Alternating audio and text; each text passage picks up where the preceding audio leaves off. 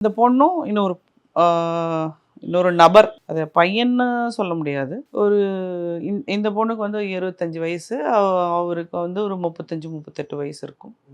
அவரோட அந்த அம்மா வண்டியில் போகிறாங்க. போகும்போது பார்த்தா இன்னும் ஒரு ஃப்ரெண்ட்ஸுக்கும் லவர்ஸ்க்கும் வித்தியாசம் இருக்கும் இல்லையா?